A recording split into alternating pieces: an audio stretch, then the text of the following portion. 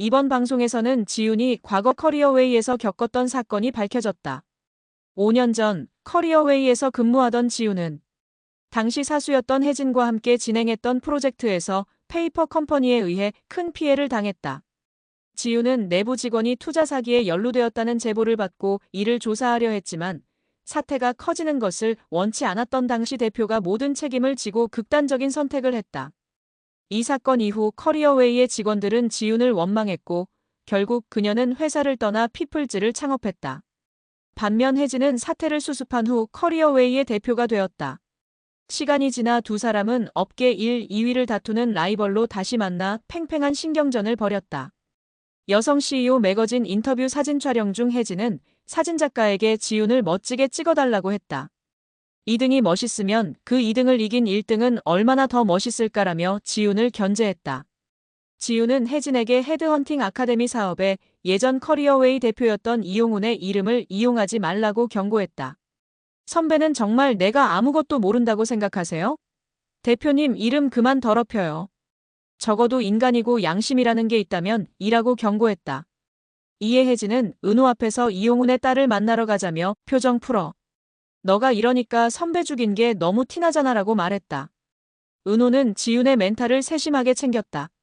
상처를 건드리지 않기 위해 침묵을 선택한 그는 지훈에게 산책과 농구를 제안하며 기분 전환을 도왔다. 기분 전환을 위한 농구 경기에서도 지훈은 승부욕을 불태웠다. 대표님은 지는 게 그렇게 싫으세요? 라고 은호가 물었고 지훈은 저는 지는 거 싫어요. 뭐든 다 이기고 싶어요. 라며 근성을 드러냈다. 이에 은호는 그래요. 그럼 앞으로 대표님께는 뭐든 다 져드릴게요. 라며 지훈의 마음을 건드리며 든든한 지지를 보냈다. 이후 미애를 통해 사건의 전말을 듣게 되었고 강해질 수밖에 없었겠네요. 라며 그녀의 지난 시간을 안타까워했다. 한편 피플즈 내부에서도 갈등이 터졌다. 컨설턴트가 되고 나서 지금까지 단독 실적 하나 없는 경화는 월드물산 프로젝트를 성사시켜 컨설턴트로서 인정을 받으려 노력했다. 어렵게 후보자의 마음을 잡는 데 성공했지만 과장인 영수의 전화 한 통으로 모든 노력이 물거품이 되었다. 경화와 같은 후보자를 컨택하고 있는지 몰랐던 영수가 후보자에게 다른 이직처를 제안했고 결국 후보자는 월드물산의 이직을 재검토했다. 이를 몰랐던 영수는 당황했지만 이미 상황은 어색하게 꼬여버렸다. 어색한 팀 분위기가 이어가자 분위기를 풀기 위해 은호가 나섰고 이에 미애와 정훈이 합심하여 도왔다. 은호의 계획은 자신의 환영식을 빌미로 자연스레 회식을 만들어 영수와 경화의 관계를 풀어주려는 것이었다.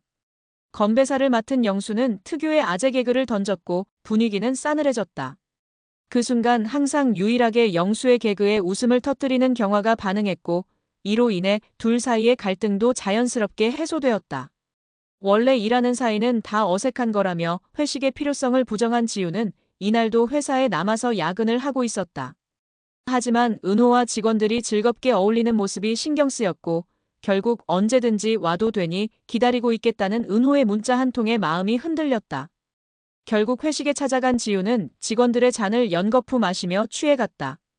그때 은호가 그녀의 잔을 대신 마시며 시청자 여심을 사로잡았다. 그는 지훈이 도착한 순간부터 그녀만 바라봤고 다른 이들의 말도 제대로 듣지 못했다. 평소 술을 마시면 회사로 돌아가는 귀사 본능이 있는 지훈은 은호가 대리기사를 부르는 사이 돌연 회사로 향했다. 지훈이 없어져 놀란 은호는 지훈의 주사가 귀사 본능이라는 것을 미애로부터 듣고 회사로 찾아갔다. 은호는 대표실에서 잠든 지훈을 발견했고 그녀가 깰 때까지 기다리다 결국 잠이 들었다. 이때 깨어난 지훈은 그를 바라보며 이끌리듯 그의 입술을 손으로 만졌고 그 순간 은호가 눈을 떴다. 잘생겼다. 유은호라는 취중 진담을 내뱉은 지훈이 은호에게 다가가며 두 사람의 거리는 더욱 가까워졌다. 또한 수연이 서준맘이 되기까지의 안타까운 사연과 피플즈의 투자처인 정훈의 아버지 등장으로 새로운 갈등의 시작을 보여주고 있다.